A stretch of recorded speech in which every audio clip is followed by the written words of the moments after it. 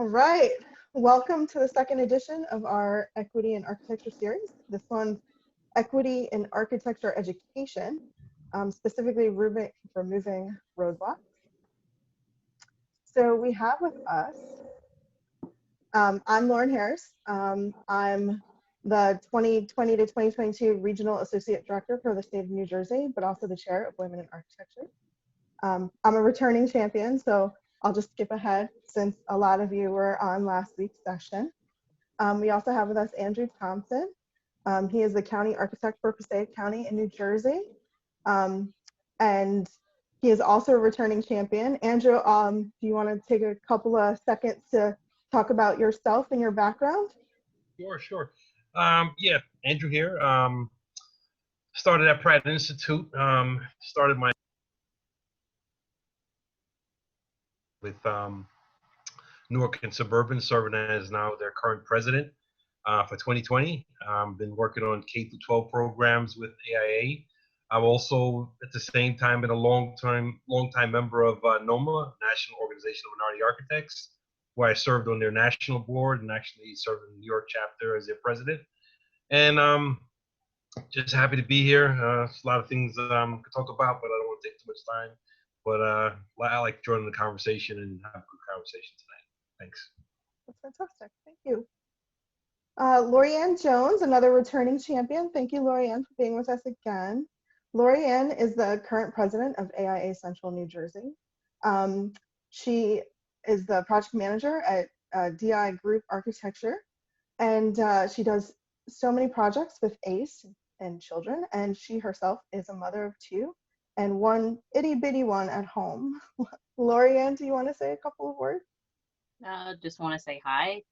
Thanks to those who are here, and glad to be back on the panel. Also a graduate of NJIT, where I started. Considered Pratt, but went to NJIT. Lorianne. I got into Pratt. Okay. But yeah, definitely looking forward to this next phase of discussion. William Moses, NOMA, Associate AIA. He is currently with, I'm reading.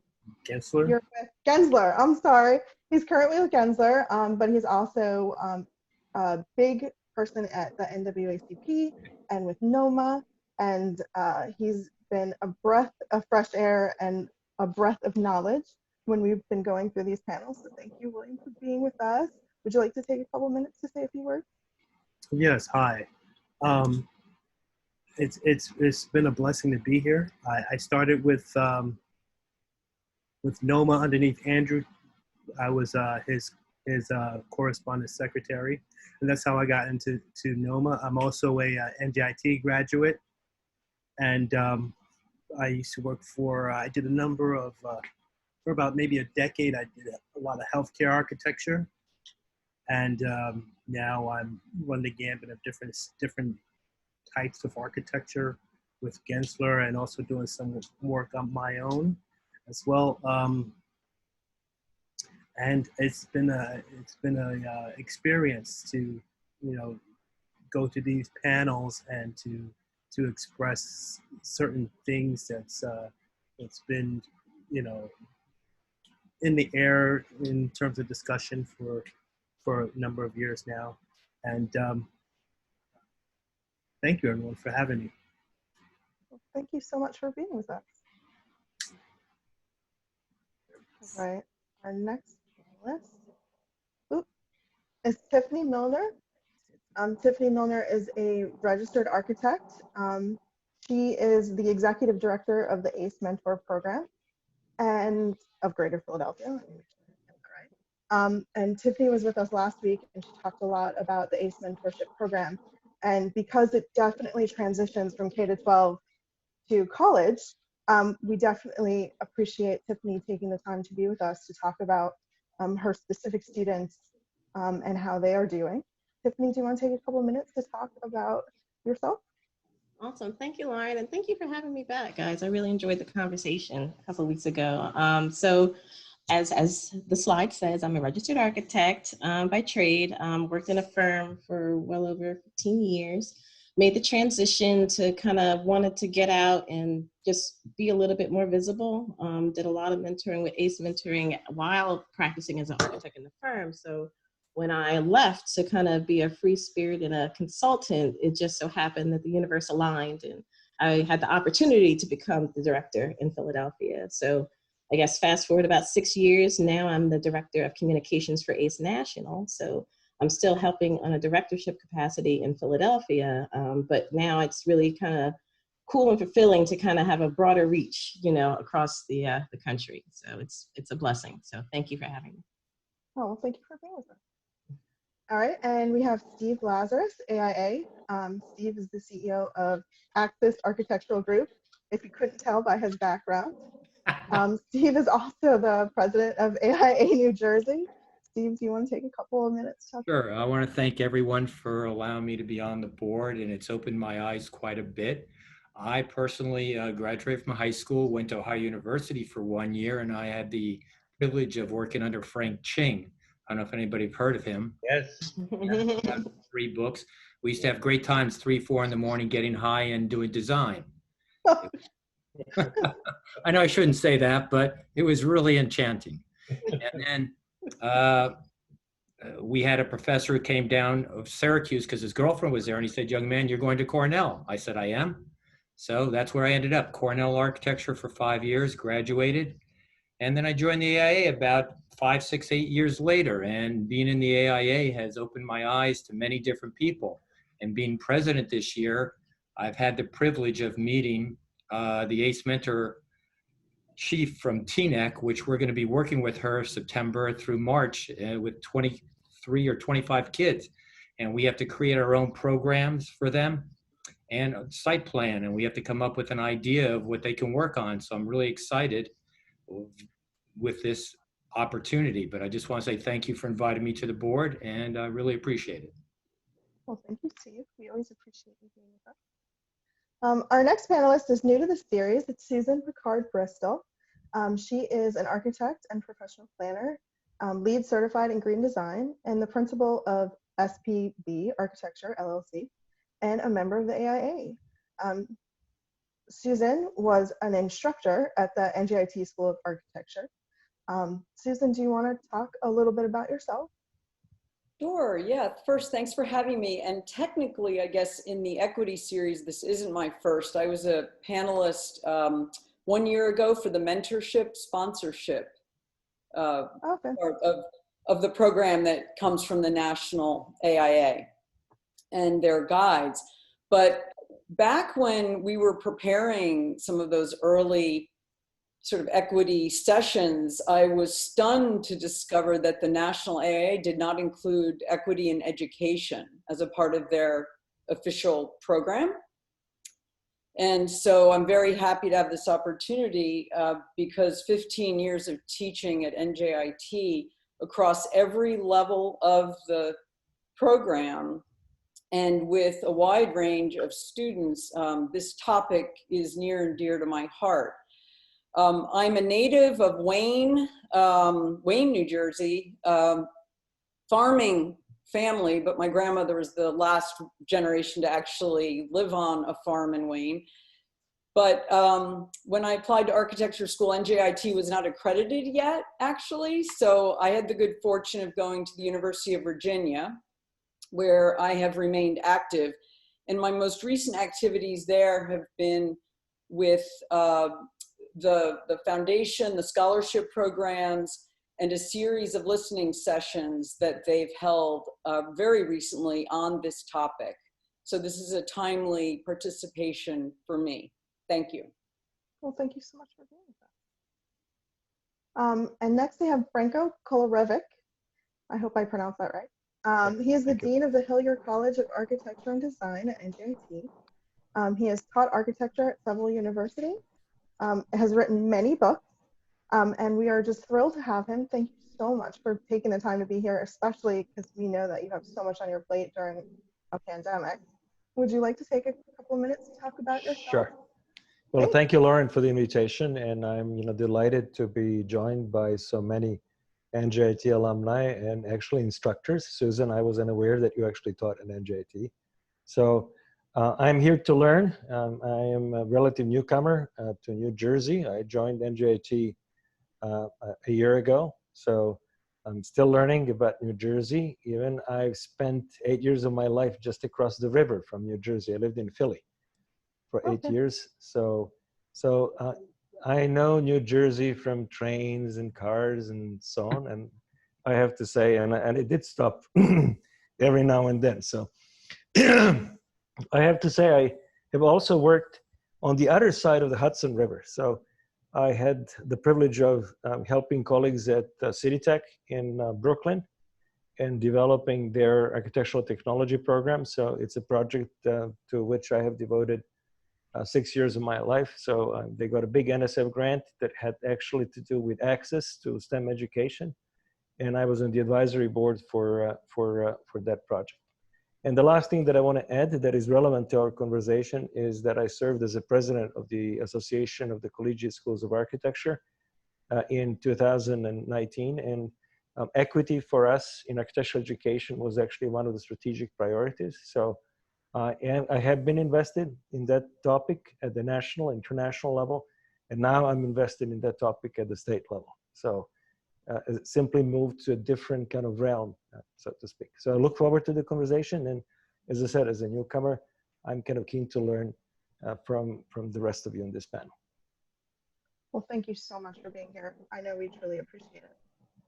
Yes. Okay, so the first thing I'm going to do is I'm going to share with you guys that for those who don't know everything about AIA, Emily Grandstaff-Rice is in charge of equity, diversity, and inclusion at the AIA national level. She announced today at the National Associates Council that the strategic partnership between what we call the 5 collaterals, which includes the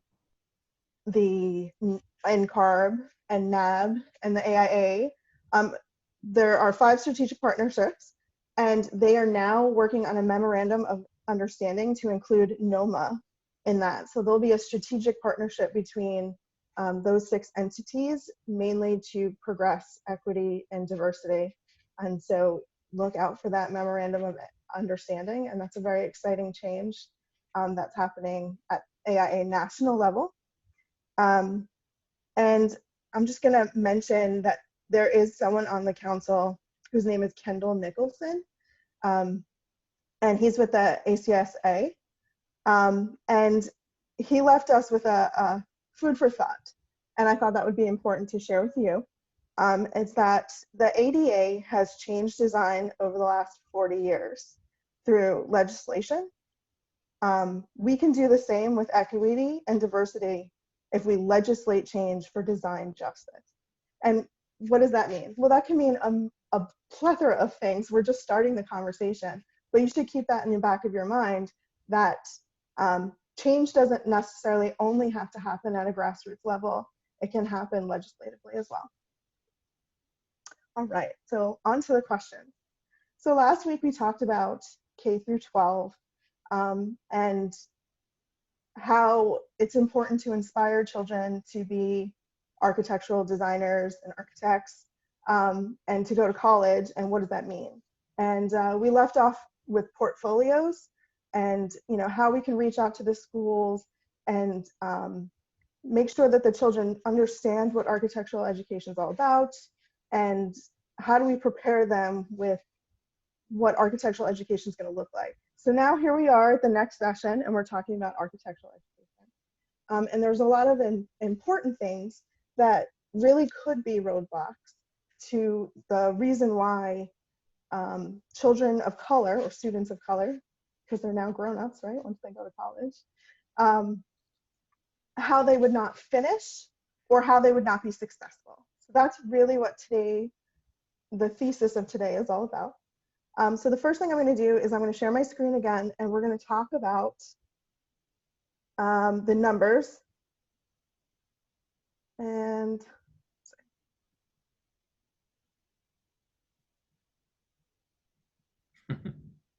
can you see my screen? No, Not yet? Okay. not yet. How about now? Yes. Okay. Good So, job. thank you. So NCARB does a study every year, and these are NCARB's numbers for 2020. Next to it is a little excerpt from the article that came out when the numbers were announced. So in 2019, just over half of newly licensed architects started their NCARB record while in school, indicating that the majority of students are now overlapping experience with education. Growth in their proportion of individuals starting their record in school suggests that NCARB's efforts to raise awareness of the licensure process are helping students make early progress on their experience and examination requirements for licensure. The total population of new enrollees continues to be split evenly between men and women, aligning with their near gender parity seen for candidates beginning the experience program, and a sign that equity may increase in later career stages in the coming years. So that's 26,000 students are enrolled in NAB accredited programs. So that includes your Bachelor of Architecture and your Master's of Architecture. 25 students were enrolled in IPEL programs. Let's say 5,985 graduates, and 82% of licensure candidates graduated from an accredited program. Okay, so here's an interesting fact. Graduates from non-accredited programs finish the ARE 4 months sooner. Okay, so does anyone have any initial thoughts on just the numbers? Well, I'm just curious, if it's not accredited, how do they finish sooner? Because don't they have to serve an apprenticeship or work so many years to be able to sit down for Absolutely. a license? So that Go back for a master's. So what I'm extrapolating from that data is that non-accredited programs tend to not be as rigorously designed thinking. Sometimes they're the more technical programs. So are the not, and we're only talking 4 months, but is it that people who attend non-accredited programs, some of them, are they receiving more technical information rather than the stringent design thinking education that is required by NAB? That's hard to say. I mean, personally, I think college should be teaching you design because you can leave the technical later. And Right, but that's not true, because I mean, I have a couple students that went into the more technical, if you put it in quotes, school within Philadelphia. In the first year, they're like, hey, floor plans, transverse sections, longitudinal sections, and so that's, but that kind of scared them away too. So that's in and of itself another conversation. I think it would be just so much easier to learn what's really happening in the trade from the door, to not really sugarcoat it, just hit everyone hardcore with, plans, sections, elevations. How hard is this going to be from the door, and not just design elements and cubes and perspectives. And I think those are probably certain things that, give or take, we should probably learn at an earlier stage in life. But once we get into high school, we should start knowing the hardcore issues in architecture, so we could be really prepared, better prepared, actually. As you can see, those numbers, I mean, there could be some truth to those numbers. A non-accredited school, it would probably spend more time with learning particular aspects of the field as opposed to the aesthetics of architecture. Well, one just to add here, when I went to Pratt. I went to Pratt in the late 80s and the 90s. And one thing I loved when I went to Pratt, what I loved about it is that I would say 90% of the faculty were actually firm owners and practitioners. So they actually went from the school to their offices to do projects. What they brought to the classroom was, the real background experience of putting a project together. They kind of drilled that down to the students. And also Pratt, because of who they were, you also had some of the names of like Theo David or John Johansson, these really great theorists of architecture out there, also part of the program and electives. And as we did the program, we would bounce from our studio classes to the electives, kind of giving us a well-rounded way of doing it. So I do remember that we got out of school, we finished the program, went to a graduate school to Columbia. But I do remember a lot of my other classmates that left school, maybe like 3 or 4 years right after they left school, they took, I guess, what was the last written exam we had to sit down and draw. And I would say 85% of them passed the exam on the first shot. And they owe a lot of that to the practicality. Now, I know other students that went to Columbia that did the Master of Design program there. Some of them, they kind of went to take their exams. Some of them didn't. A lot of items taught at Columbia back at the time was a lot of theory. And it's okay because it's graduate school, So I think the balancing act here is, with education today, and I think a couple of panelists alluded to this, is the real practicality of what students need to learn once they're going to take this exam, because this exam is basically your license to practice architecture. We know a few mentees that I've worked with who gotten their license, they worked for 1 year with a firm, and then they went on their own and started their own practice, got their own jobs, and it's that sort of basis that we have to give these young students and how we put them out forth in the world to make an impact. So let me add my 2 cents to this conversation. So there is first and foremost a kind of a shared educational responsibility between academia and practice. So that's the reason why experience is an essential component of the educational journey. So what we do at the universities is really teach the fundamentals as they relate to design and building science, among other things. Accreditation exists to define some kind of minimum abilities and understandings that the graduates need to possess. And one of those subjects that we try to cover is critical thinking. So critical thinking is as essential as design skills, and critical thinking is not something, for example, that will be taught in some of the non-accredited programs. So there are distinctions that exist in education, for someone who chooses an accredited program versus someone who chooses a non-accredited program. So NAB used to mandate critical thinking as one of the accreditation criteria, as one of the student performance criteria. So that may explain why certain people who followed non-accredited educational paths were able perhaps to focus more on technical subjects or more on purely pragmatic subjects that better perhaps could prepare them for practice.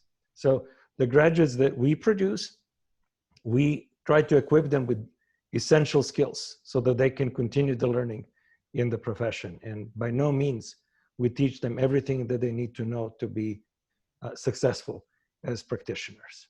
So it takes time to develop a certain level of skill and abilities in our profession. I just wanted to say that my initial attraction to teaching at NJIT, which for me began in about 2003, was that the school at that time anyway honored practitioners who were also well-educated people who could come in and provide a comprehensive education that prepared the students to work and to become professionals, but also challenged, as Branko said, the critical thinking, analysis, and creative rigor.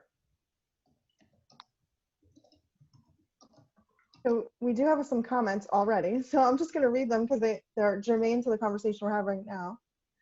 Beginning in 2017, architects with a degree from an institution not accredited by the NAB can show evidence of 3 years of continuous licensure in one jurisdiction, along with documentation of their professional experience and education in order to earn a certificate in lieu of completing NCARB's broadly experienced architecture program.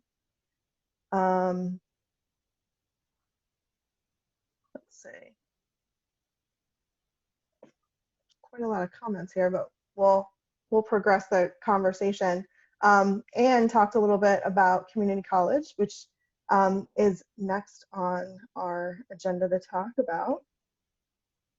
So for everyone who's not aware, I'm gonna share some data.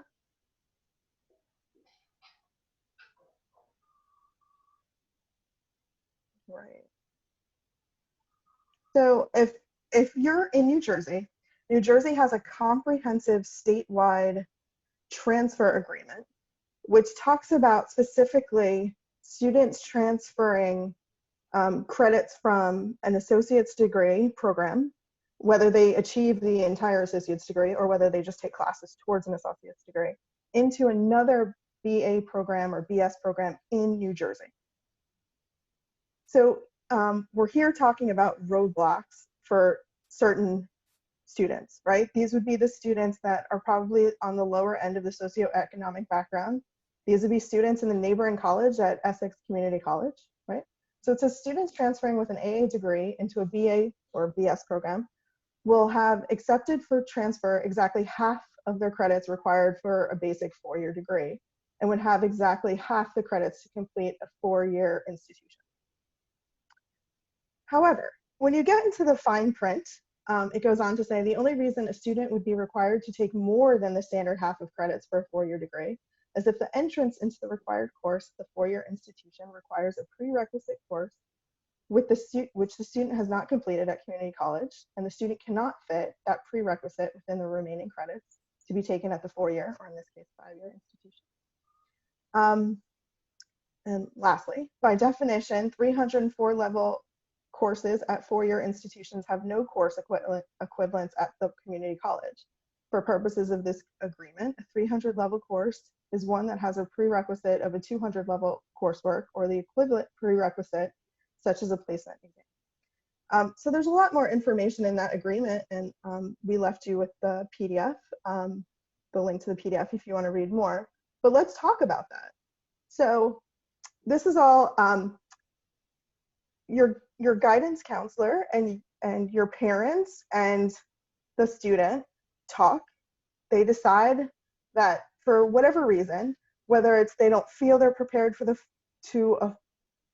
a 4-year or 5-year university, or whether it's financially they don't feel that they're ready for a 4 or 5-year university, they choose community college. The promise of community college, especially in New Jersey, was that you get the credits out of the way, the cheap ones, the alleged cheap ones, the general education classes out of the way, and then you transfer to a larger university, and you would allegedly save some money.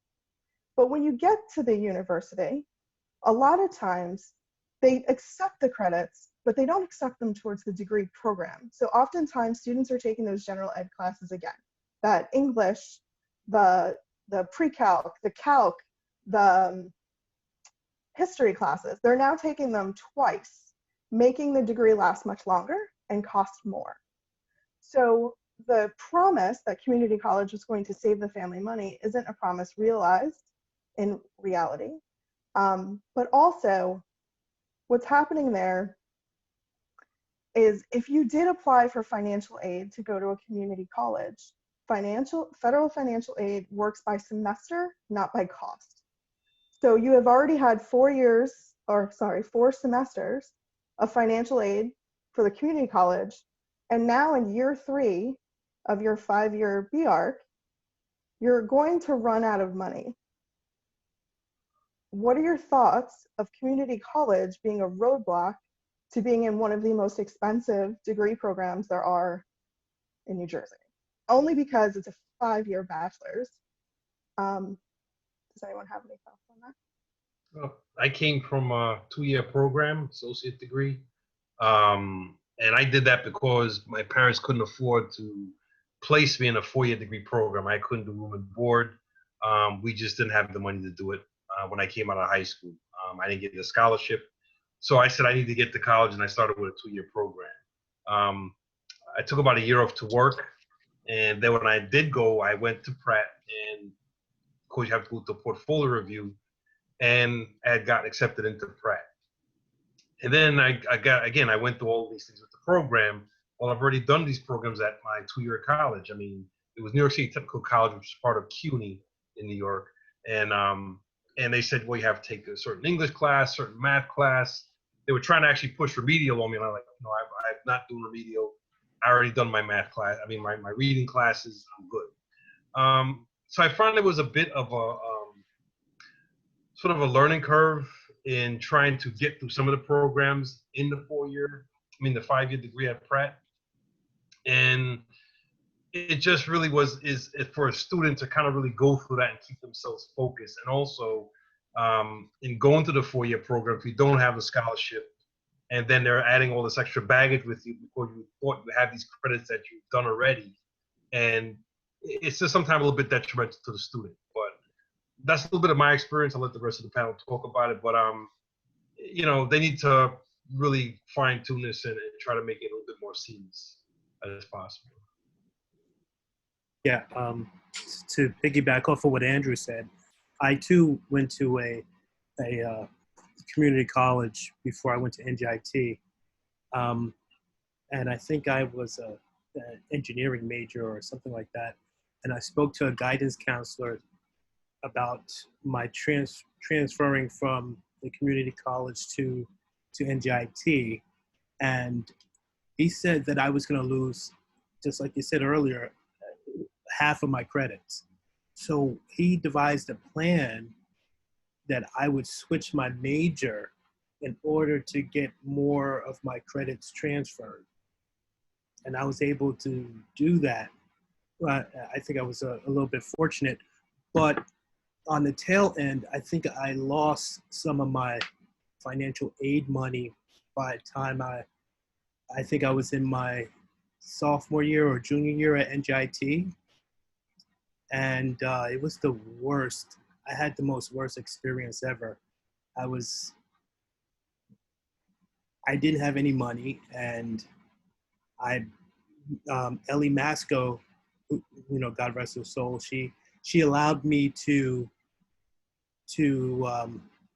continue throughout the school semester unpaid or as an unsigned student until my financial aid kicked in the following semester.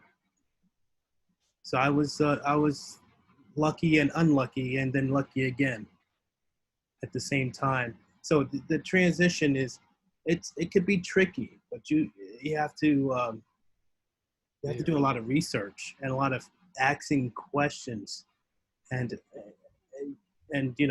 my experience was really hard, but there's ways to try to navigate around it. I'll wade into the conversation. So, as I said, I was involved with these issues at the national level, and some of you may have heard of the organization called the Coalition of Community College Architecture Programs, CCAP. They have partnered with ACSA to actually help both community colleges and the populations they serve and the schools of architecture create a better path for students as they transition into the universities. And one of the kind of main tools that universities have is articulation agreements that actually specify how the courses that the students take in community colleges, how they transfer into academic credits when the students move to the universities. What I've learned at NJIT is that we are actually very much constrained by the university policies. So many of these agreements are handled by the admissions office, and they actually consult with us to articulate these pathways, from, again, community colleges into the different colleges that we have on campus. Being relatively new, I cannot really divulge any specifics because it is other people that I work with in the college who have a much deeper knowledge of what some of the underlying issues are.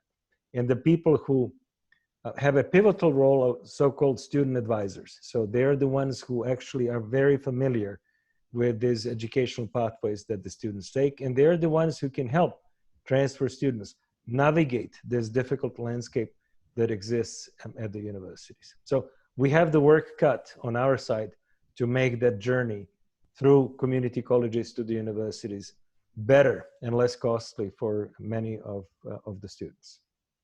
And from It's a problem, and I acknowledge it as such. So. From the faculty perspective, I have had a wide range of students, some of which included kids coming in, transferring from community colleges. And administrative technicalities aside, I think what we need to do is really support the faculty to have as much empathy as possible toward the individual experiences of the students, which we can glean by having that interpersonal relationship in what was pre-COVID a fairly intimate studio experience and a lot of one-on-one education. But equity in general depends heavily on that. And the faculty can't step up and deliver the best education to those students without some insight, administrative support, and background knowledge to really offer what is needed at any given moment with any given student. Let me give you an example of what I have learned of recently. So some of our transfer students would actually enter university in January at the start of the winter term. And as of now, they cannot take the second studio in the second year because they haven't completed the first one. Because the first one is a transfer in. I'm sorry? When do they transfer in? The first year or second? It varies. So sometimes, they would enter into the start of the second year. They would come at the start of the winter semester. And the ones who come and kind of what I would call the odd time at the start of the winter term, they miss on the studios. They cannot take the studios because right now in our curriculum, there is a required studio in the fall that they could not take. So they are already handicapped at that point. The amount of small change that we can do is to actually eliminate that prerequisite so that they could take a studio in the winter term without having to wait a year or an entire semester to do so. So there are some small things that are purely our responsibility that we could fix. And there are certain things that are systemic that operate at the university level. So I've just learned of this recently, and the process is not fast. I cannot rule by fiat. I have to work with my colleagues. So we have a curriculum committee. They need to convene. We need to discuss the issue. We need to present the merits of the case. And then it is the community that then makes a decision to make these pathways more smooth for the transfers from the community colleges. So this is just one discrete example that I have learned of that is peculiar to NJIT and to our architecture program. Well, you could also not allow them to come in on the second semester. Everybody has to start in the beginning. Well, that's also not fair because that means that, they would have to wait half a year before they could start. So in other words, there are simple things that, again, we could change in how we accept these students into our midst.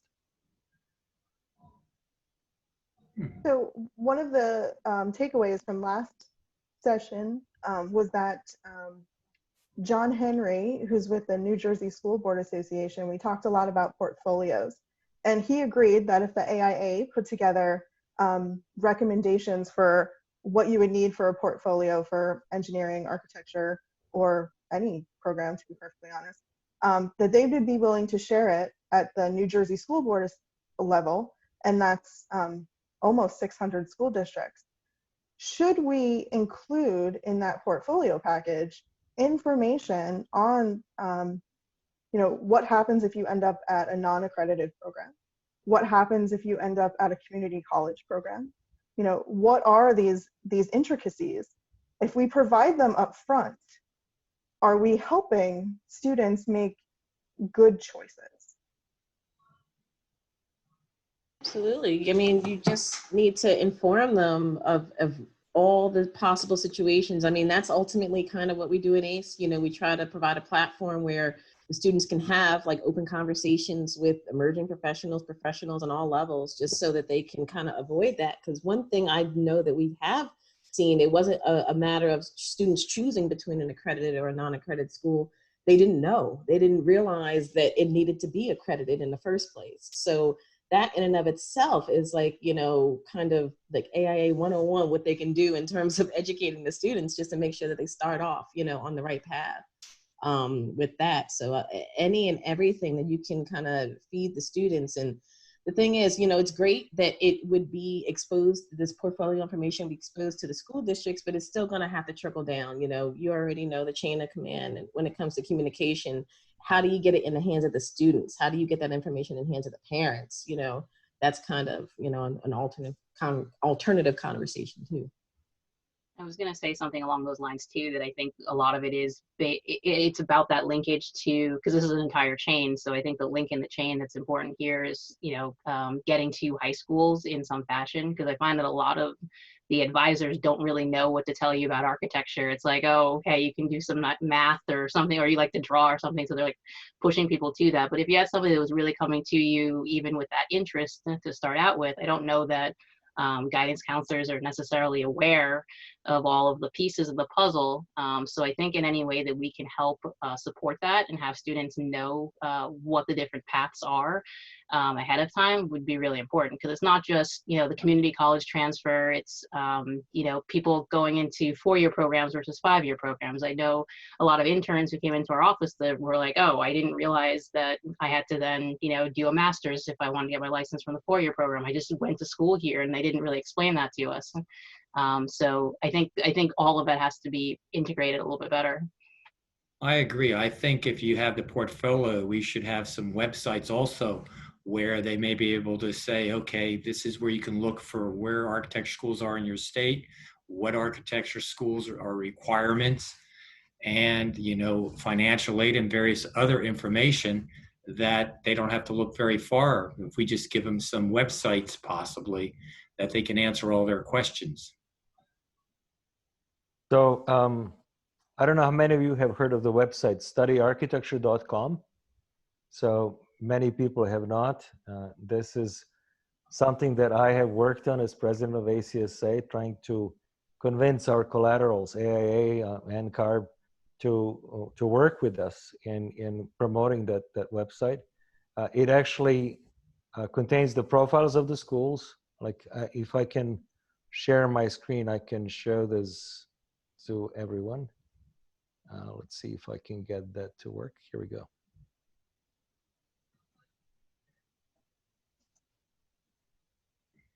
So you can it's studyarchitecture.com, and here is a description of the roadmap for making an impact, getting inspired, Right. Starting the research. And so can everybody see this? Yes. Yes.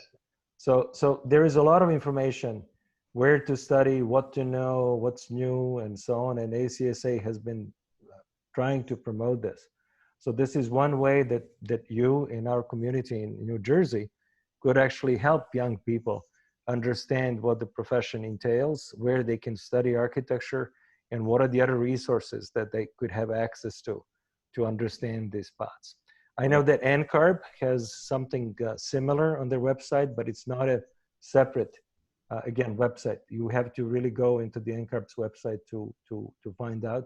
And again, I also want to applaud our colleagues in AIA for the K-12 program. So I think we have enough resources out there to kind of help young people understand what the journey is. I think we simply need to raise awareness in our own community as ambassadors for our profession to actually help, again, young people understand what it means to study architecture and what are the journeys that they could embark on. So that would be kind of one thing that we could do. There is an organization called the National Portfolio Day Association, NPDA, that actually organizes these portfolio reviews around the country. NJIT joined last year, and this year, all of these events will be virtual. So we have about a dozen events that we'll participate in to provide feedback on portfolios that young people prepare. So there are entities out there that try to facilitate this process when it comes to what it means to prepare for admission into an architecture school. We don't have to kind of invent the wheel.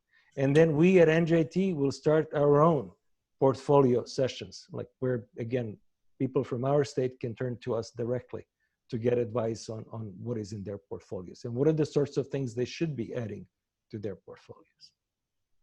It's not as hard as it sounds. So again, there are national level resources, there are organizations that promote this.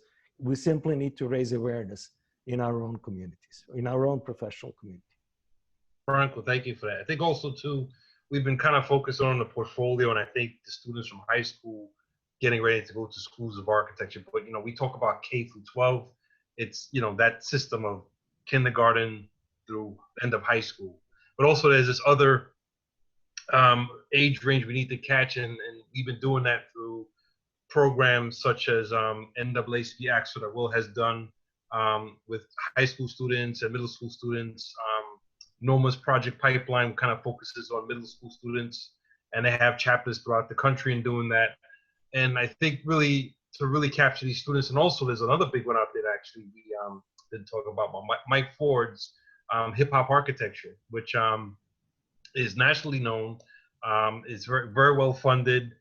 He has a media presence, and that picks up steam whenever he comes into a city or a town to showcase, you know, what he's going to do with those young people that are going to attend his studio for the 3 or 4 days for his hip hop architecture camp. So in addition to kind of getting those high school students, we have to go back to, you know, what if we're going to talk about, you know, STEM and now it's STEAM, to really focus on those middle school to high school students to kind of get them really get up interested to architecture. So when we get to that level, they kind of know the path that they're going to get to, and try to keep them focused on that path to get them into school. Can we talk a little bit about the support once they get into school? Because I mean, it's great, you know, but we really, you know, to have all the resources and ACE, you know, we have all the resources and career prep, you know, links and study architecture. If it's not already on the website, we will make sure it will be on there tomorrow. But, you know, is there a platform or a way for us to be a little bit more open and transparent about the actual experience, about the actual culture shock, about the actual, you know, breadth of work, you know, because no one told me that I was going to be doing all-nighters. And I know that when we talk to, you know, some of my students that graduate, you know, they were like, you know, I was up to 2 in the morning and something wrong with me. I'm like, no, that's kind of how it is. But is there a platform to even have this open conversation? I know that I personally, you know, even in the position I'm in, like working with the high school students, I've never really truly been fully transparent and, you know, talked about my experience going through architecture school, you know, because you don't want to scare anybody, right? But, you know, is there something that we can better prepare them for the journey, just, you know, in terms of the work ethic and things like that? Well, summer programs. So summer programs actually exist in many schools of architecture. They are sometimes called career discovery programs that are ways of introducing architecture to young people who are interested in it and to give them a taste what it means to be an architecture studio. So it involves a lot of sketching, drawing, model making, so they get some idea of what that education entails. The length of these programs varies greatly, so from 1 week to 4 weeks, and obviously the longer these students, these young people stay in these programs, the greater the depth of that exposure is. So it's really up to us, the people who run the schools, to organize, again, these introductory experiences for young people. Those opportunities cost thousands of dollars.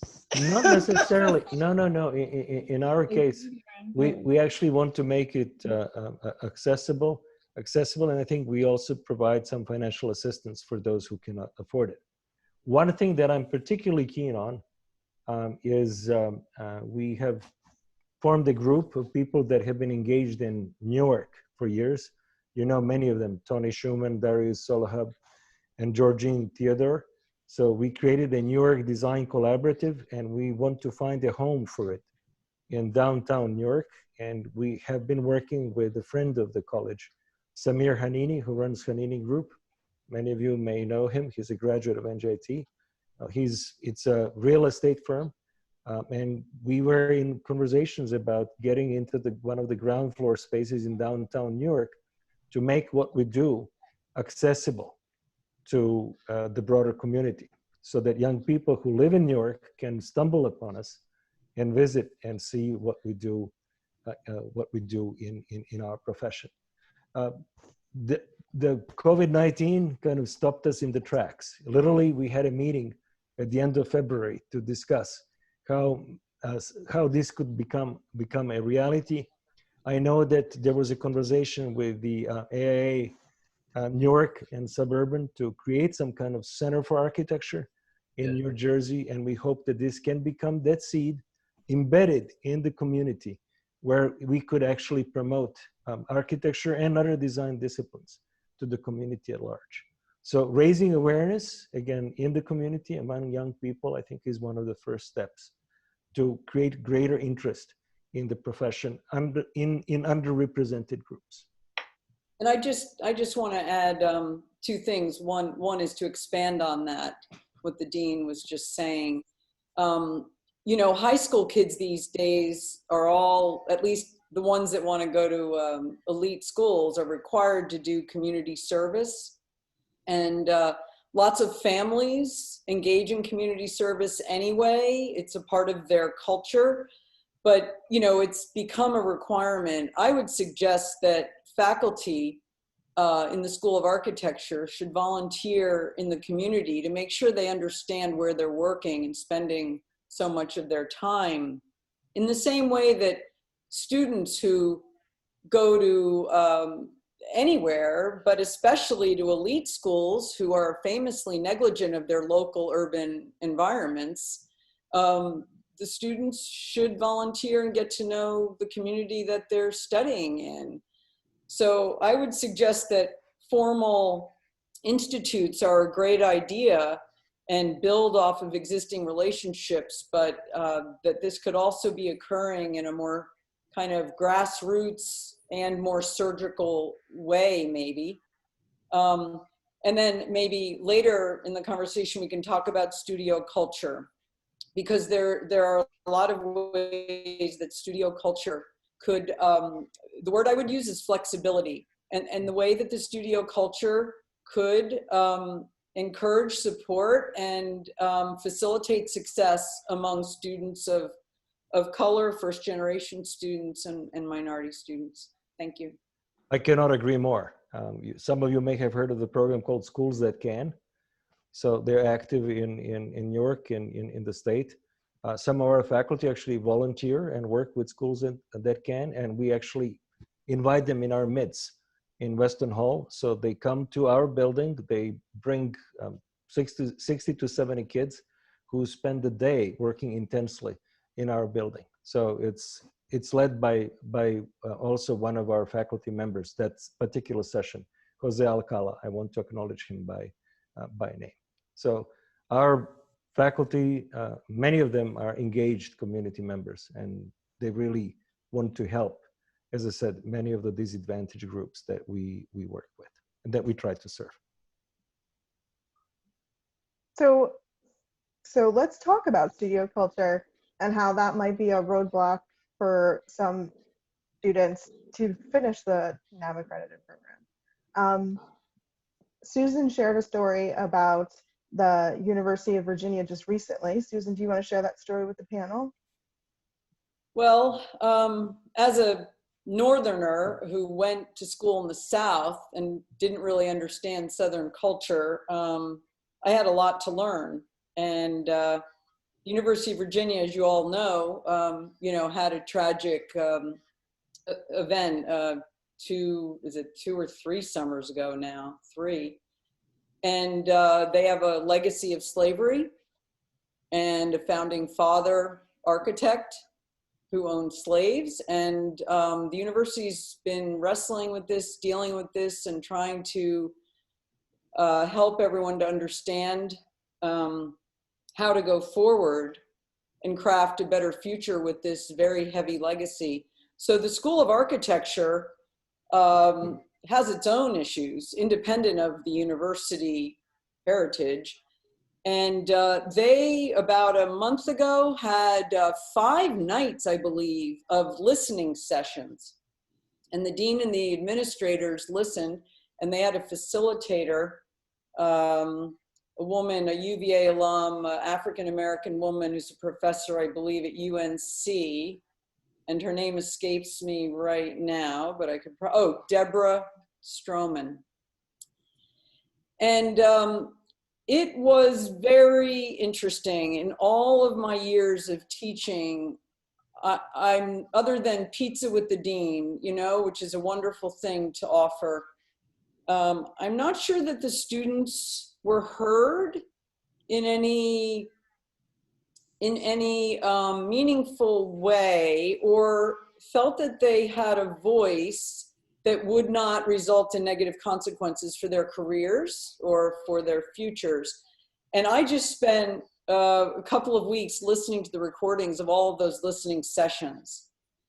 And I would recommend a process like that maybe at NJIT, because as diverse as New Jersey is and as diverse as NJIT is, there is a pitiful few, very, very, very small numbers of African-American students in the architecture school relative to the population or by any standard. And so we can't hide behind diversity when those numbers are not what they should be. And maybe listening sessions would help. There are so many needs, everything from single parents in my classroom to veterans of foreign wars to a young man who had to meet the school bus so his nephew didn't come home to an empty house in Newark, to finances. There are so many situations that require flexibility in the studio culture. And I just want to raise that and offer that experience that I've had. It took me 15 years to understand the full range of needs and situations, but maybe we could pull together and, you know, address some of these things instead of waiting another 15 years. Susan, I thank you for that. That's really some powerful words, and it's more needs to be said. You're all right. There is a pretty really poor lack of diversity in these schools of architecture. Again, I told you about them with 2 organizations. I mean, with AIA. When I do meet AIA students, I was happy to meet some of the students at King University, and I saw, at least because of where they are and what they were trying to do, they were trying to make their base of diversity a little bit bigger. But going to other schools in the tri-state area, it is kind of sometimes disheartening to see the lack of diversity in my school, Pratt, where I went to, which is in the heart of Brooklyn, Fort Greene. And, you know, when I went there, we were an okay number, you know, maybe about 1 or 2% of the classroom, class population. And now when I go there, I mean, a lot of international students, which is great, but if you're looking about looking to pull from the neighborhood, which has now been fully gentrified, and, you know, those students can't really get to Pratt and pay Pratt's tuition. It's less than probably 0.1%, the amount of enrollment for students there. And also, too, there are also factors for students coming into architecture as a Black student and growing up in a neighborhood in Brooklyn. You know, I had to take the train. I didn't have I couldn't drive. I didn't live on campus. I had to, you know, truck my stuff every day on the subway through Manhattan to come back to Brooklyn every day that I had class. And, you know, then come home and, you know, like Tiffany says, pull them all-nighters and then get up the next day and go back and do it again. And that's a 5-year program. I mean, 5 years, just got to be focused. And some students, they break. They said, look, I can't do this anymore. I'm not getting anywhere. I don't see them. I mean, I talked to students when I was a professor at Pratt who were ready to give up. They said, I can't do this, you know. And I said, no, you got to really stick with it. It's hard, but this is what if you're here and you're in your 3rd year, you got to stick with it. Faculty needs to understand what these students go through.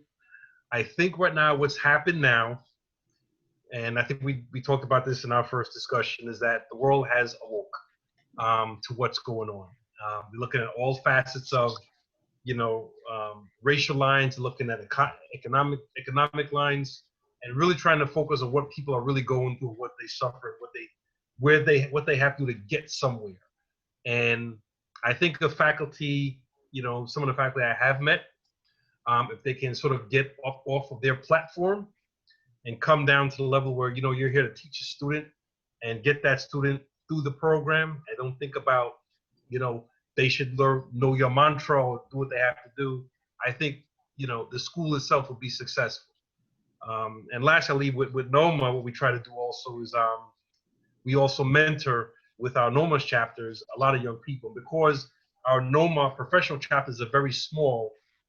It's almost like a one-to-one ratio when we talk to these students from these schools. And what we do with these students, and Will can tell you this too, we mentor them from when they're in school. I mean, I met Will when he was graduating NJIT and stuck with him all the way till he started the chapter in Jersey and in his profession, and still with him to make sure he's, wherever he's on the path, he's going on the right path.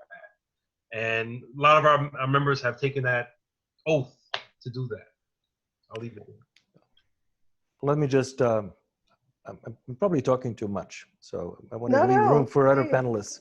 But Oh, please. I'll say that what Susan said about the fact that NJIT's student population doesn't reflect the demographics of its home city, that's very true.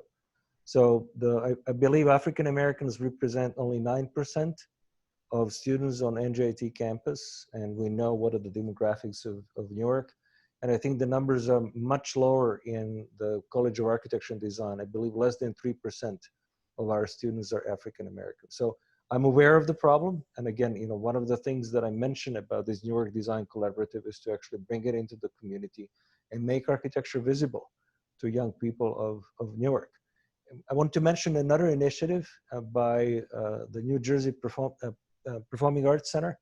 I had a privilege of meeting John Schneider, who is the president and CEO of the organization. They want to develop an arts education and community center in New York, close to their facility, to expose, again, young people of New York to arts and design in general. And they have approached us to work with them in developing programming for that facility. So I'm kind of hopeful in our prospects to make architecture visible and accessible, again, as a potential career path, for, again, young people in our own home city.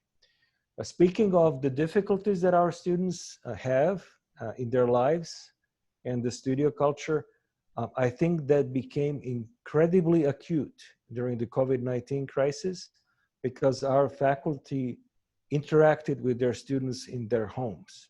So they could actually understand the circumstances that become palpable, visible in these interactions. So I think the awareness of the difficulties that many of our students have simply became much more apparent, so to speak, than was the case in the past. And given that we're going to have at least a year of remote education in architecture, I think the problem is going to become even more pronounced. And I know that many of my colleagues have been responsive to the circumstances of the students, and that was done on the urging of the leadership of the college, my colleagues and myself, to ask faculty to be as accommodating as possible to some of the struggles that the students are going through in what is really a difficult time for everyone. More for some than for the others. I have to stress that too. So Roger had some quotes in the chat, and I'm paraphrasing Roger, I'm sorry, but he said, at a micro level, the AIA sponsors lectures of different architects at NJIT every year, but they're always at night. And Roger suggested if we do them during class time, it's more accessible to people who have after school jobs. And, I think that's a good idea. Like, maybe we need to rethink everything. And now that the whole world has gone to Zoom, maybe that's an alternative as well. Or maybe we just pre-record these lectures or record them live and let people listen to them later so that people can be more flexible with their schedules. Maybe that's another alternate idea. I know that I also attended NJIT, and I remember part of the culture at NJIT was always, how do we get the highest starting salary? And it was almost a competition between programs, and obviously this was before you got there, but it was almost a competition between colleges, like with civil engineering or chemical engineering or across campus. It was whoever got the highest starting salary was the one that was the most important, that got the most resources.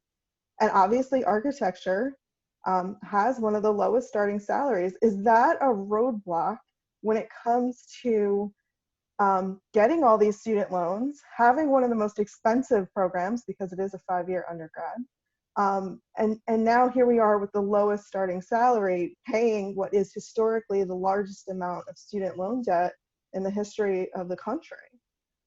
Does anyone have any thoughts on that? Yes, it is a stumbling block. It's a big roadblock.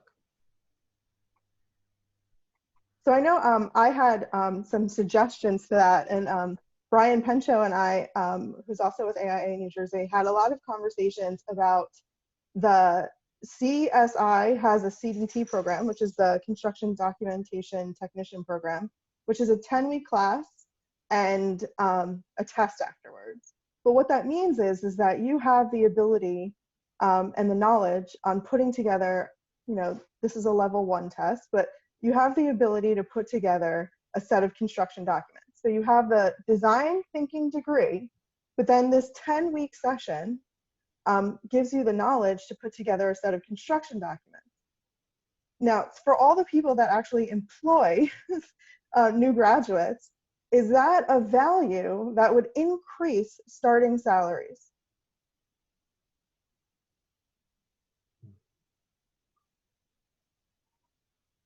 Steve, you hire people. Mute. Can't hear you, Steve. You're muted. He's muted. Sorry, my apologies.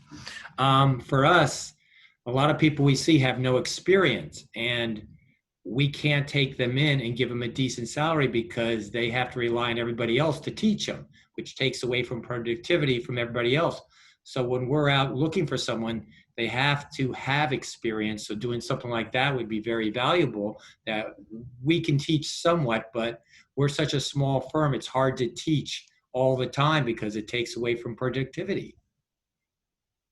So with this 10-week class where someone sits there for 20 learning units, learning from an expert on how to put together a set of construction documents, including specifications, right? Is that of value to you? Because then your staff doesn't have to do it. Totally agreed. Yes, it would be. Well, So you is that showed. something that? Yeah, go ahead. So is that something that the AIA can sponsor for NJIT students, right? We pay for the classes or is that something that we can get co-sponsorship from, member firms and from the university? Maybe we offer that in the summer to help increase the starting salary of the people graduating. Well, I mean, Lauren, it's a possibility. I mean, as working as an owner's rep and working at places like the Port Authority where it's very heavy construction document related, the premise of architecture is that when you're a student, you come into the firm, you're there to learn. You hear about students doing the bathroom details for a year or working on a ceiling plan for another year, and they feel somehow disvalued. Then you get these students, okay, they get to a certain point, these interns, they get to a certain point in the firm and say, I want to do something else. So they get a PMP, certification for a project manager, or they'll go and do a master's degree in construction management and learn sort of that alternate career that they may branch into.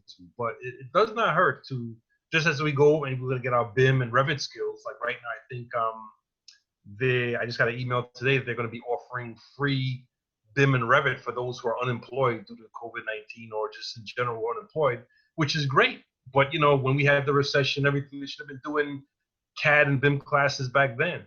So I definitely it's a plus. It shouldn't say to replace anything in the skill set, but it is a plus to have an extra set of skills to say I have the certification for doing CDs, and it would help. And when I was at NJIT, I was able to take a BIM class as an elective and construction document class as an elective. And I was only able to do that because I had extra time to take electives because I was in a community college. Now, a lot of the students possibly didn't even have not one elective, if that.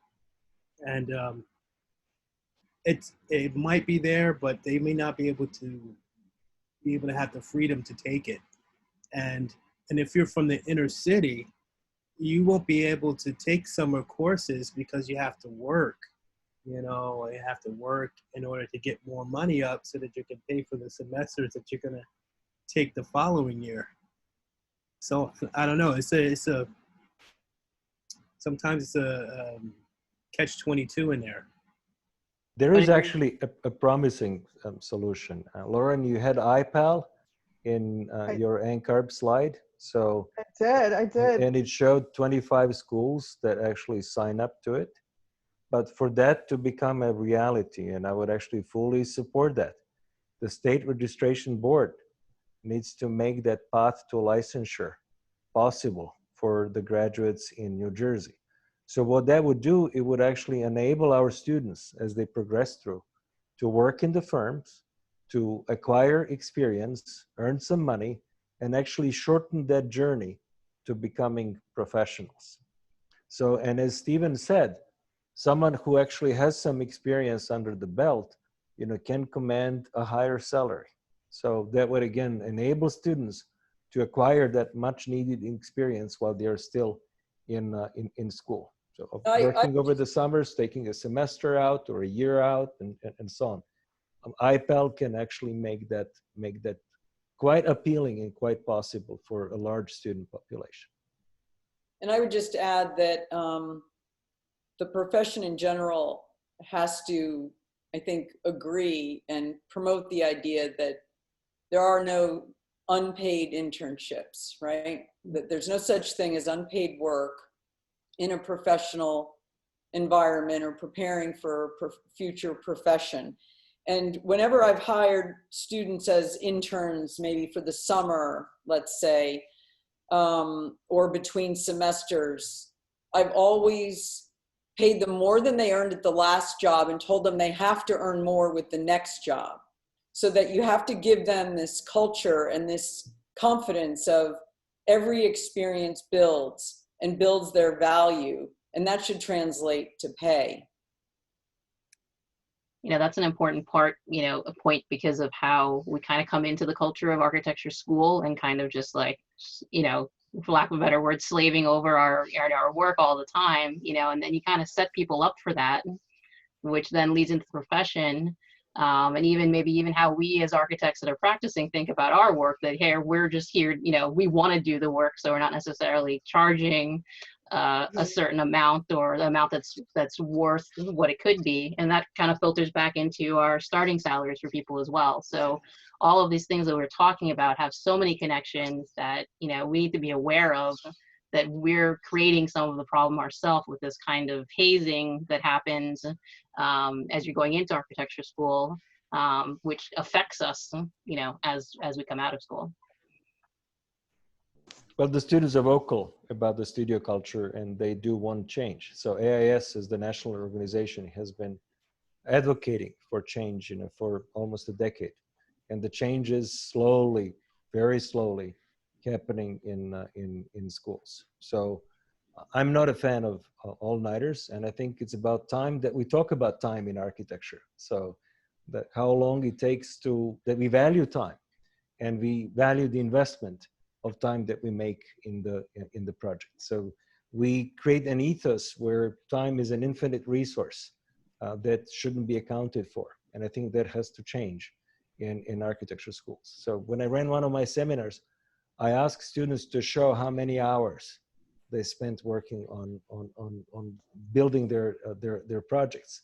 so that they can begin to assign value to what they do. Again, time is a finite resource, and it should be a billable resource. So, and we have to address the role of technology, because if you're of my generation, you know, maybe you thought technology would streamline the whole process, and it hasn't really. And if we worship technology and degrade, you know, the user of it, we have a problem on our hands.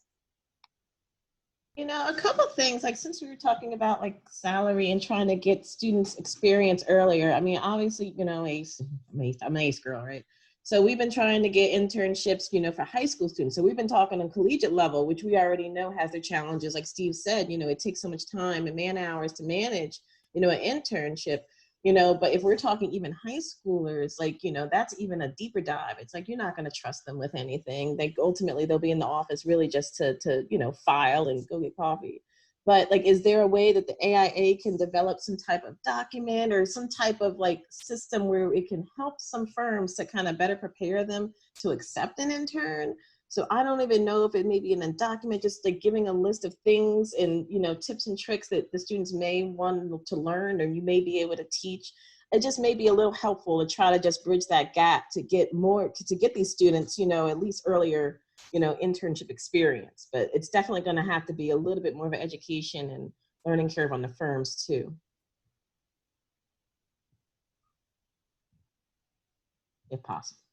One program that I thought was neat that I did on a college level at NJIT, but maybe it has a ability to be transferred down to high school, is there was a DCA Wachovia Housing Scholars. I don't know if that program still exists today, but what they did is that they trained us for a couple of weeks, and then they sent us out to jobs. And I think the places that hired us had some subsidies to cover our salaries in part, so that those organizations that may not have been able to have help were able to get help as a result of it. And so it kind of prepared us a little bit to do those jobs, you know, not being familiar with how those organizations worked. But maybe something along those lines could be, you know, kind of developed, kind of work hand in hand to kind of train, you know, some younger people up ahead of time to do some basic functions at firms and help those firms, you know, pay for it.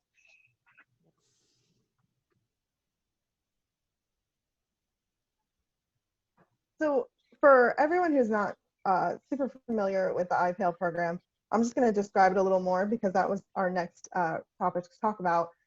But the IPL program, in theory, you go to school for 6 years, not 5, but 20 hours a week are for your college classes, and 20 hours a week is for you to work in a firm.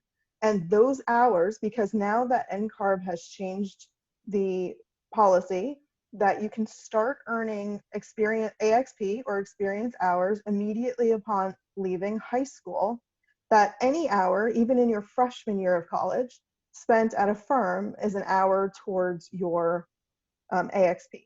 So in theory, you would complete your AXP in those 6 years, working 20 hours a week at a firm, and you would complete your Bachelor's of Architecture degree in those 6 years, working towards that. And then at the end of the 6 years, in theory, you would have also taken the ARE, leaving you as a BR graduate with your internship, your licensing, and your education all completed.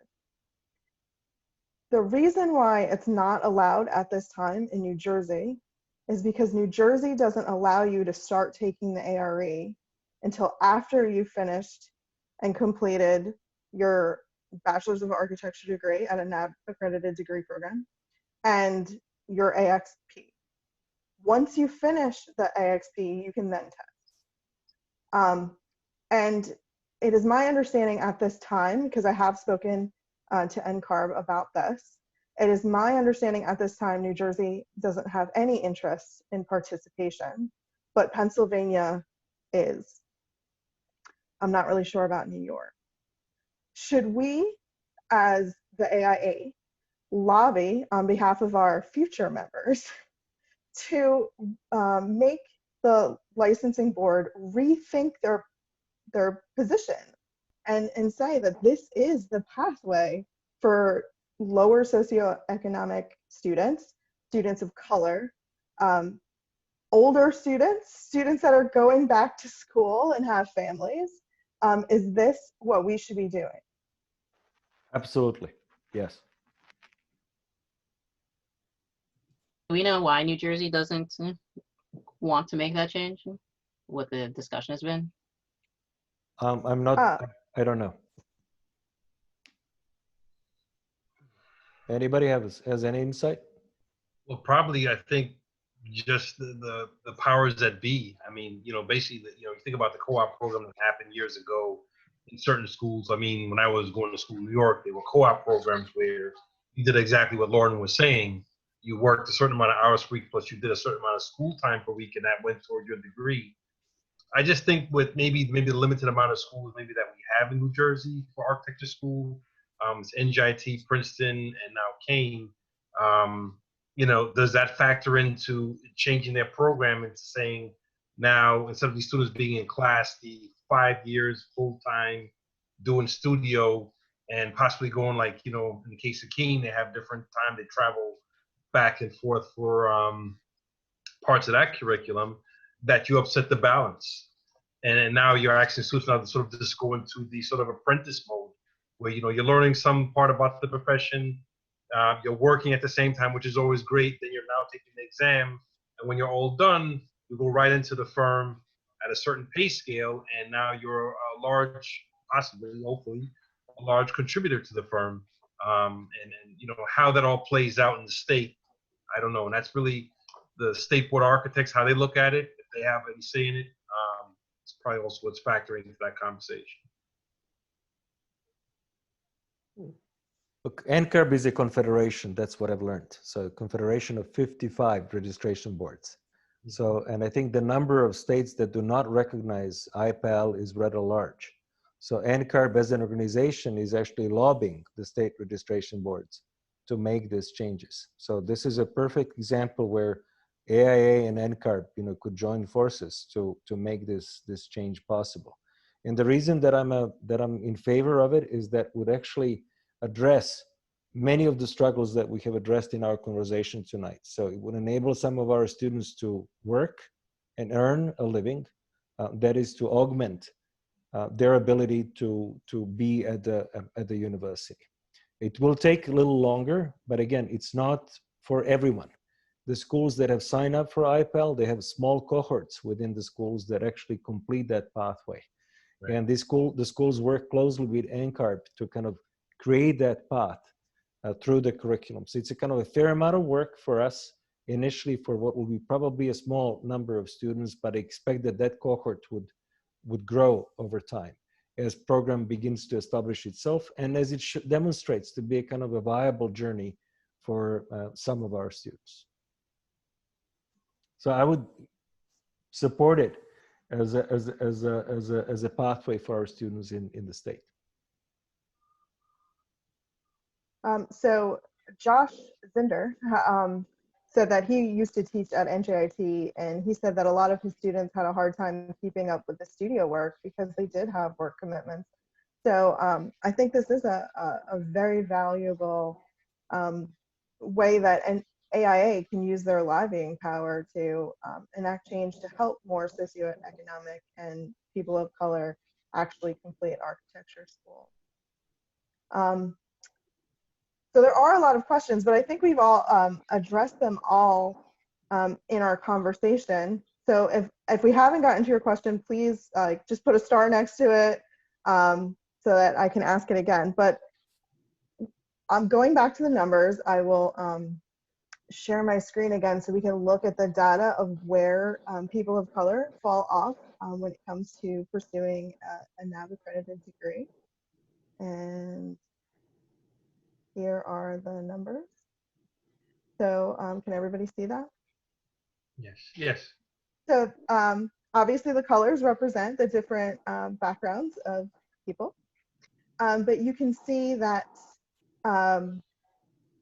they are falling off somewhere between like the start of the ARE and finishing the ARE. So even if you get people into a NAB accredited degree, you get them to complete that NAB accredited degree, you get them into an AXP program. And there's more data about what happens there that we'll talk about later. But they are just completely not going and getting licensed. Is there something that we can do at the university level besides IPEL, because that's going to be a long road to hoe?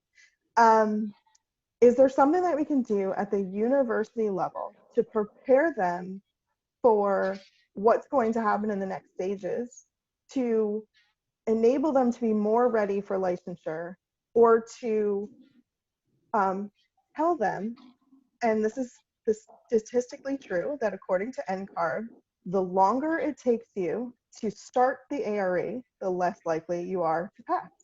And that's just numbers, right? As anyone who's ever taken a math class, the longer it's been since the last math class, the less likely you are to be able to do those facts and figures. Mm-hmm. So I ask each one of you, is there something else that we can do at the university level to prepare students for licensure? I have what you can do. Money. Yes. Give them cash. Exactly. So if you just want to look up Pratt Institute, Ken and Catherine Chenault just dropped $1 million into Pratt's program solely for the purpose of diversity for the architecture school.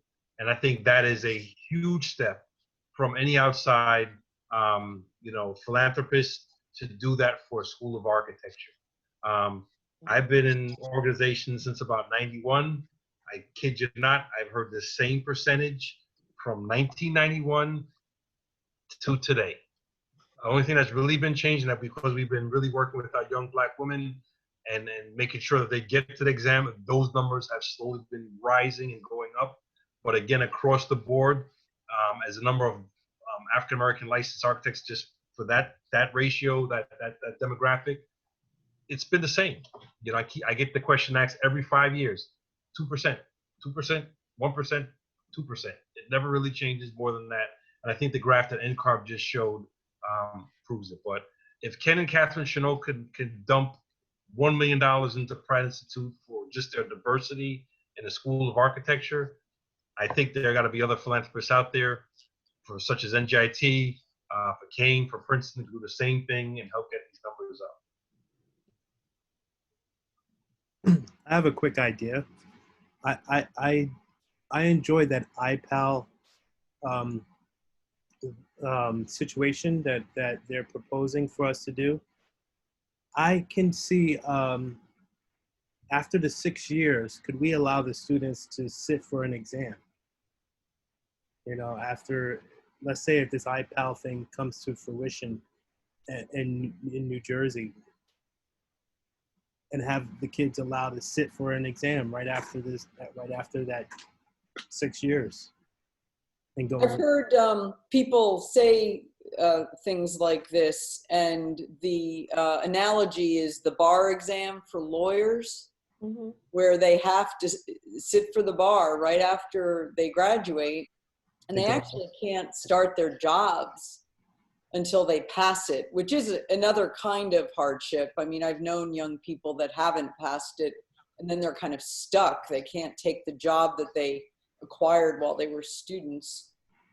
So that's got its own issues. But I think that would be an interesting thing to look at, is to see if we could, offer a similar. Well, how do they? No. IPEL doesn't require that you complete your AXP before you can take the exam. You can actually take parts of the exam while you're in school and as you're accruing hours.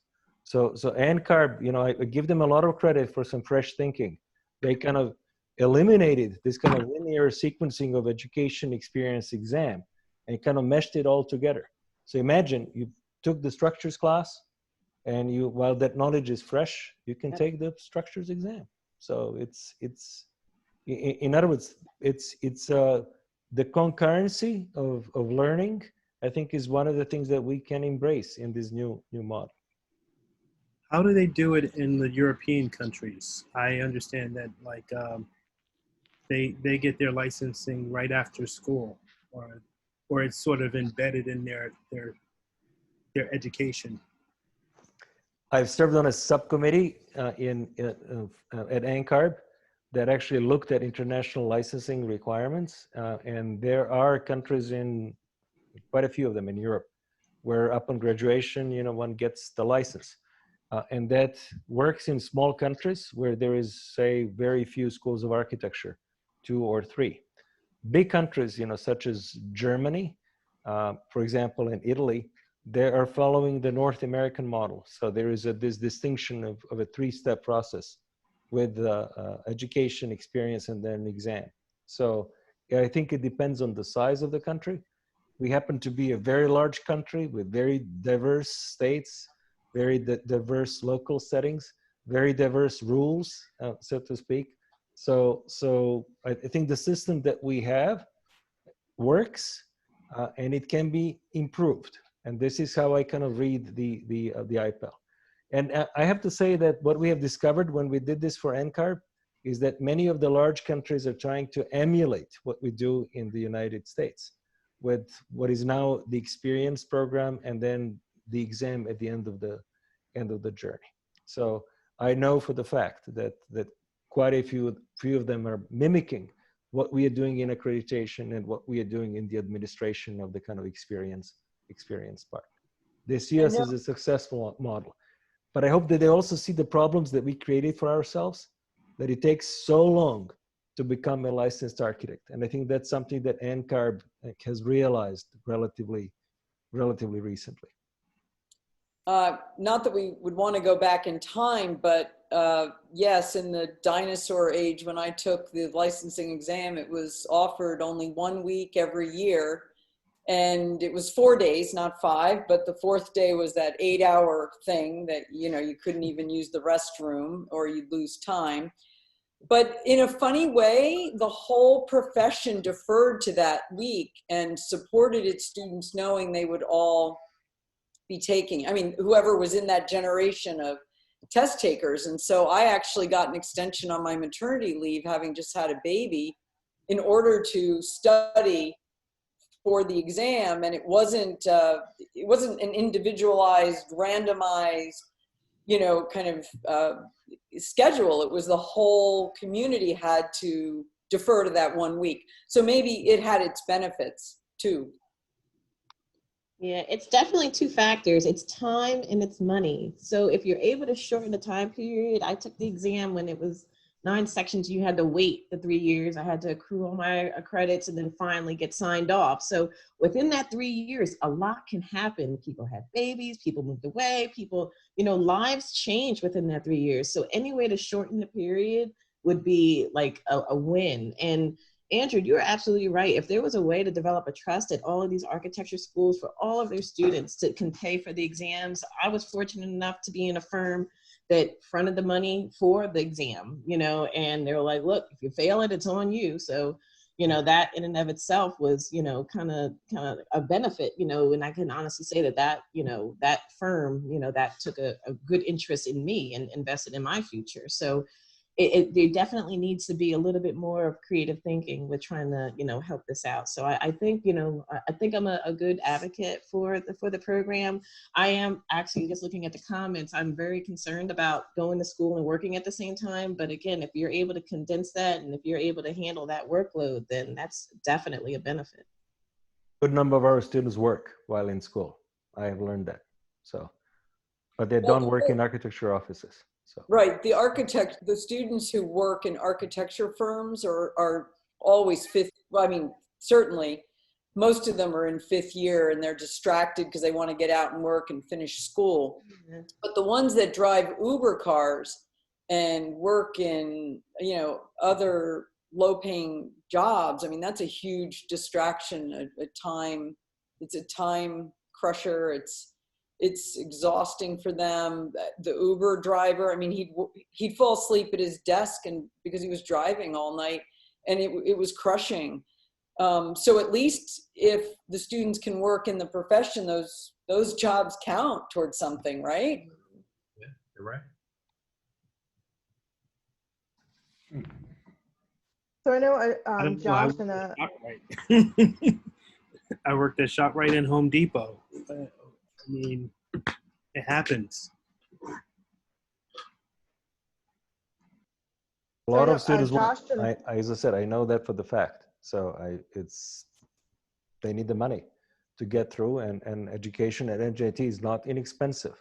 So $16,000 is still serious money per year. So And then folks don't think about that whole exam process. yeah, Books, going to classes. I mean, I actually bankrolled what it took me to pass the exam, and it was almost like $8,000.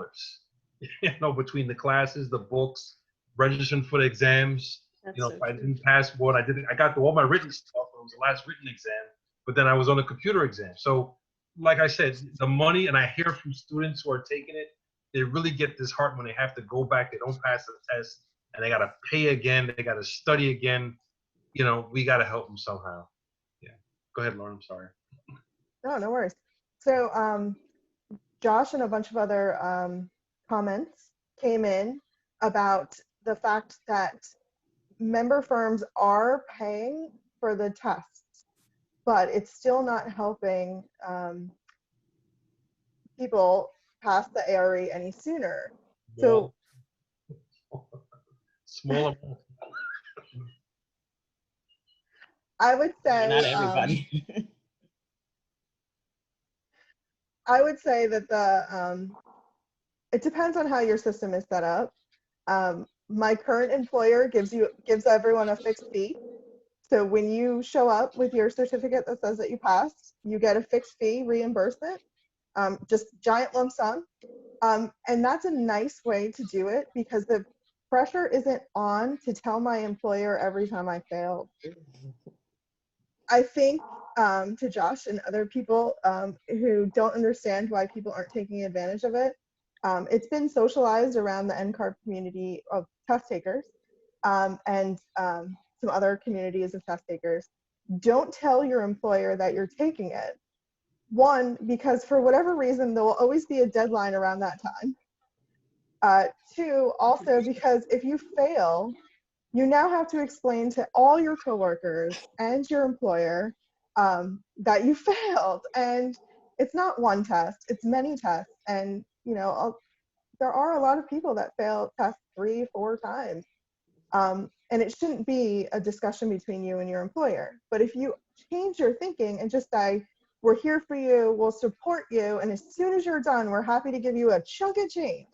It's a different relationship. I know I've worked at other firms where you had to sign a contract that said, we'll pay for all your tests the first time. If you fail, you're on your own. But you have to give us the date that you're taking the test up front. You have to let us know whether or not you passed or not. And like, you know, that puts people in a different situation. Have any of you experienced this? Yeah, so we have the firm that I worked at when I was taking my exams was pay if you pass. So it wasn't, so the chunk was kind of an interesting idea because then you can just have it. But yeah, that was an issue because people, you know, were failing multiple times and they weren't getting the money until they actually passed one. So it's an interesting idea to just give it up front, one try for free. I liked Susan's point about the deferring to the test because like you just said, Lauren, I had to move many exams plenty of times because we had a huge project in the office and we had a deadline that we couldn't change and I was part of that team. So even if you are getting the support of, if you're lucky to get the pay if you pass or the other modes and you're able to get study materials from your firm, my firm had purchased the materials that a number of us used. We had a library as well. But there's still that support of, you know, having time to study, you know, to kind of get your exam, which might be at a random time that doesn't align to what the office is doing.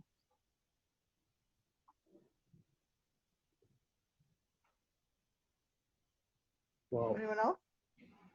I know a lot of firms, especially the big ones that I've worked for, not going to say any names,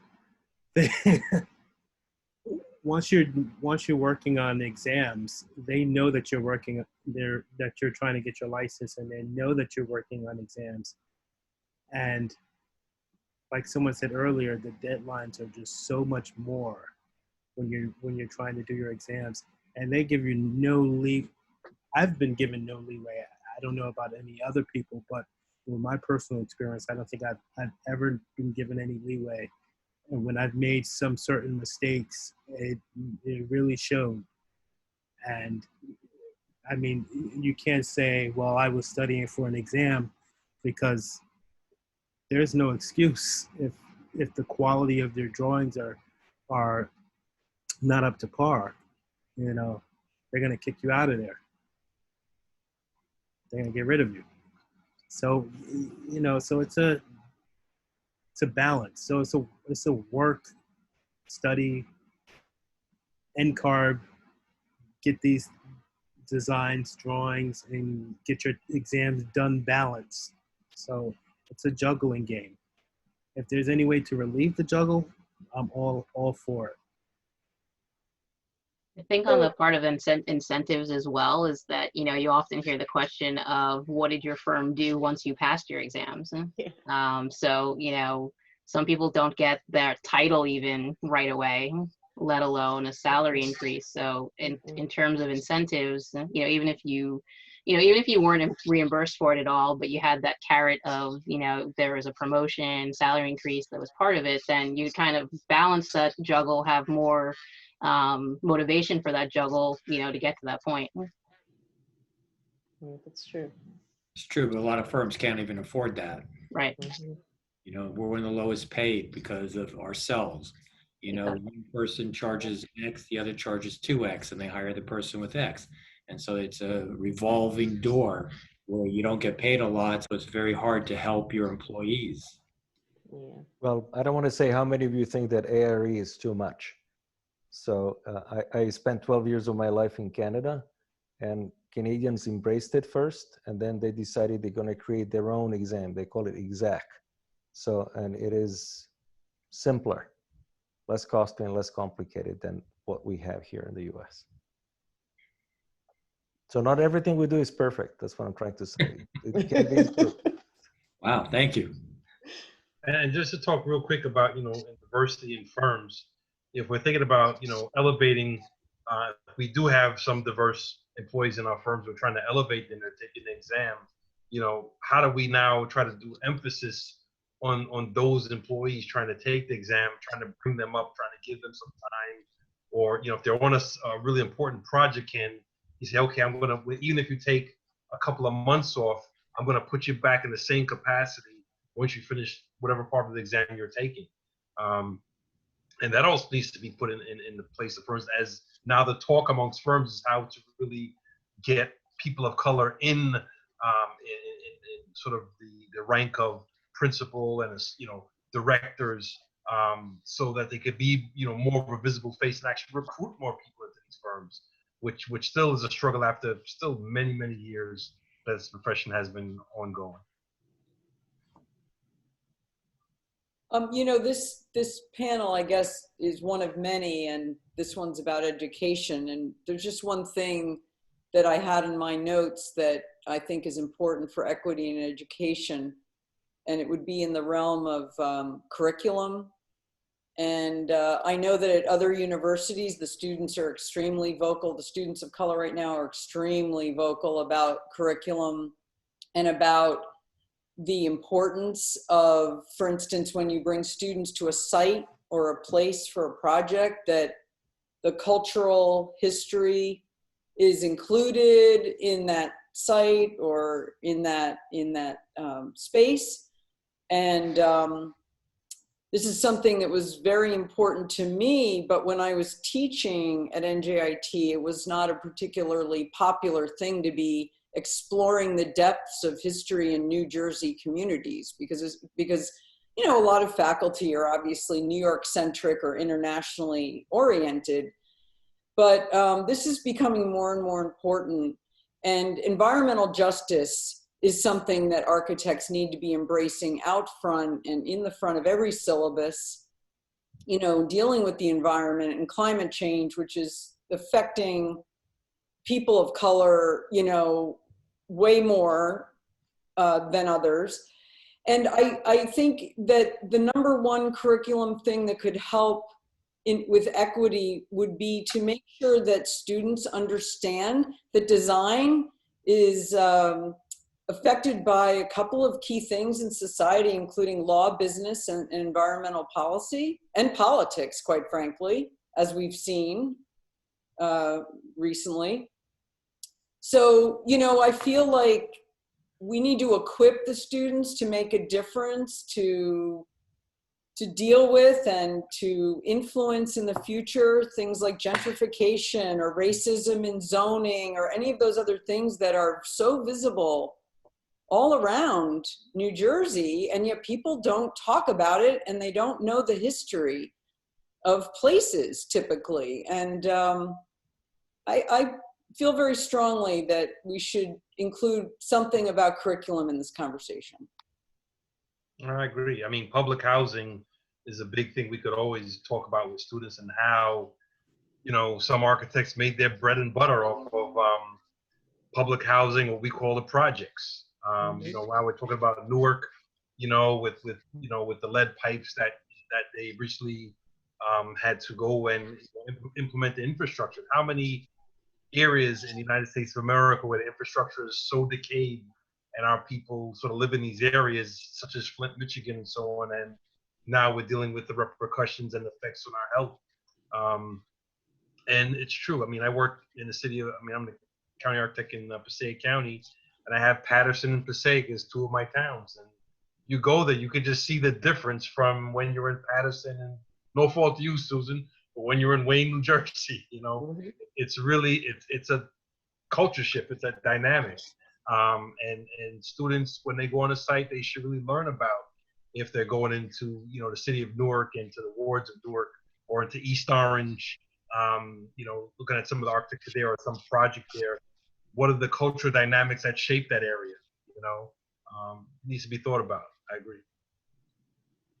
Yeah, I concur, definitely. You know, I think, you know, we have to prepare students to be able to do architecture that's impactful, that's, you know, architecture that changes what is out there, and that what people understand about architecture, that architecture can create these great important spaces for people. And it's not just about the competitions, or if they're about competitions, it's not about glossy things that are for high level purposes. You know, one of our design studios got taken over by a penthouse competition, you know, on top of DIA in New York, on the roof of DIA in New York. So, you know, I think having curriculum projects that train us, give us experience with doing different types of architecture beyond the glossy stuff that we think of. It's not this, and it's to say that, you know, you can do good architecture in these other settings as well, because it's important to do that there as well.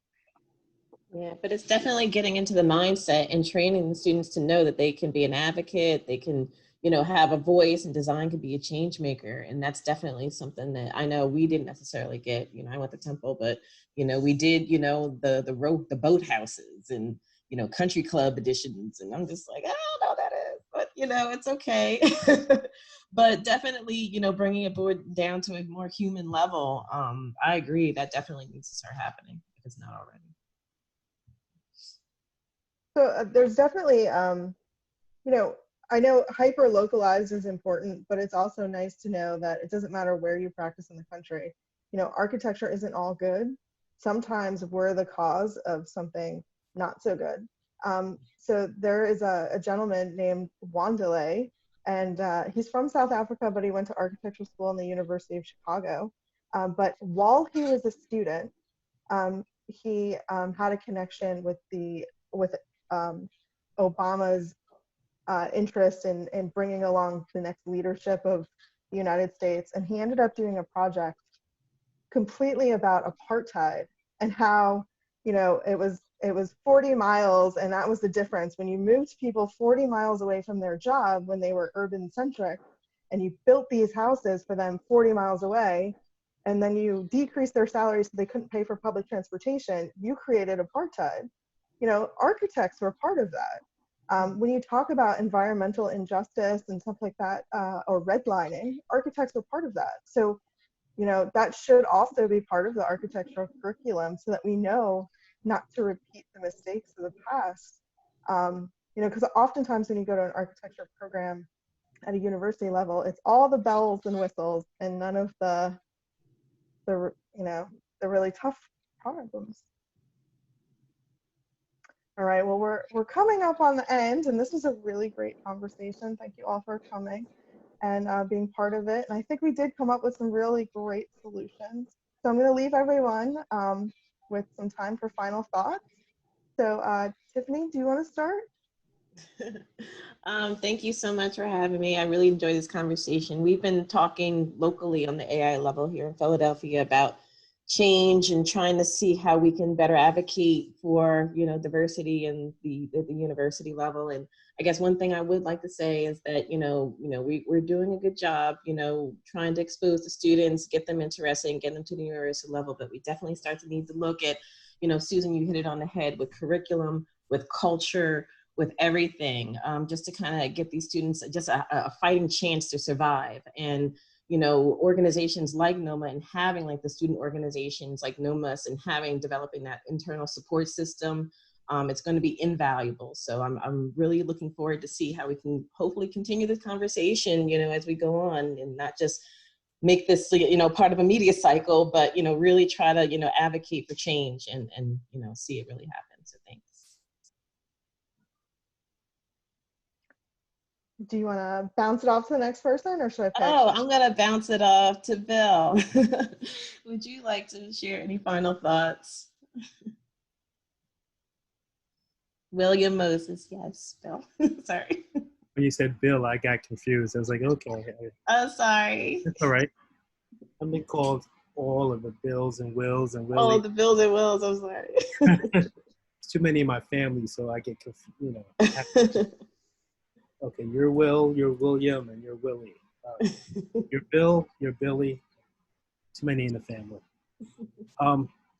For me, final thoughts is I like these discussions, but like Tiffany said, I just want to see it come to some solutions, some fruitions, and because I've came from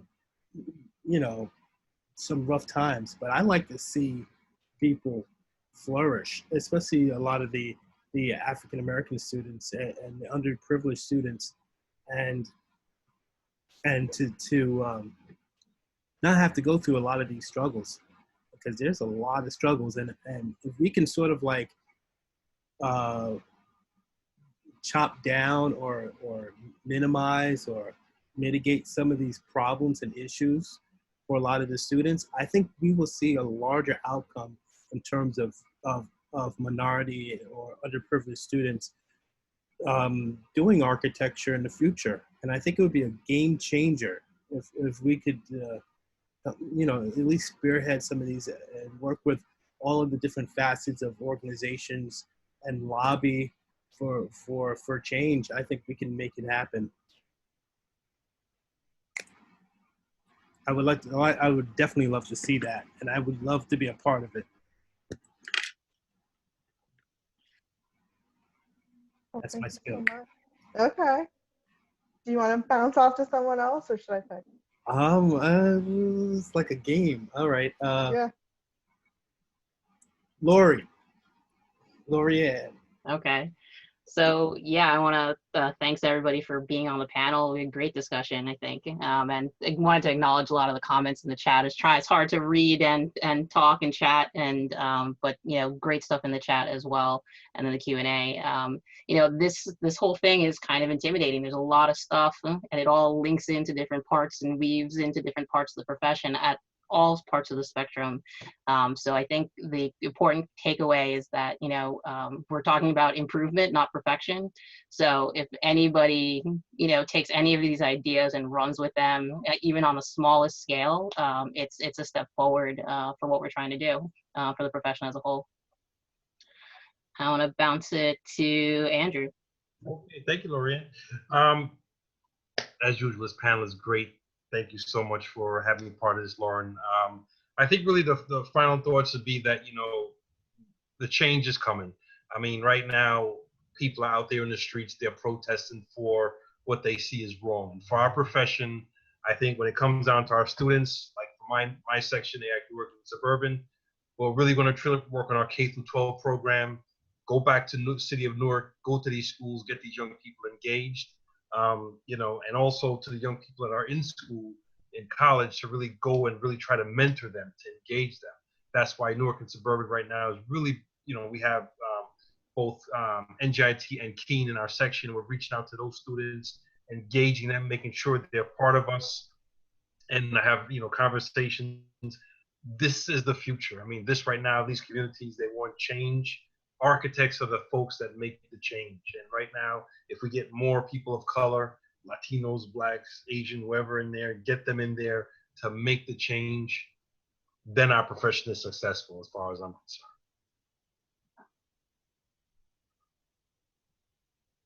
And I'm going to bounce to Susan. Thanks. Yeah, it's been a pleasure to be with you all. This is Lauren, great job organizing us. I guess my final thoughts are twofold, or I guess. For one thing, even though we all need to be global citizens and globally aware, we can't neglect the local. And that's something I feel very strongly about, especially in architectural education. But regarding NJIT, something, a bit of optimism and some positivity to share is that in the scheme of all the architecture schools in the US, I mean, there's a wide range of hyper elite to community college and everything in between. And NJIT may have fewer resources and less support for its students, but all of the guest critics that I ever brought to the school to look at my students' work have been incredibly impressed with how resilient the students are, especially compared to some other universities, and how we have given them more latitude to focus on the issues that they and their own cultures are concerned with, instead of trying to force them into a mold of a faculty, you know, image of the ideal student or the singular design solution. So that's a positive thing. But until we can increase the participation of African Americans in architectural higher ed, we're not going to be able to make improvements for every other student in any other demographic category, including women. And we haven't even gone there, but you know, for 50 years, women have been trying, and it's about time that we serve our African-American communities better. Thank you. And Branko, any final thoughts?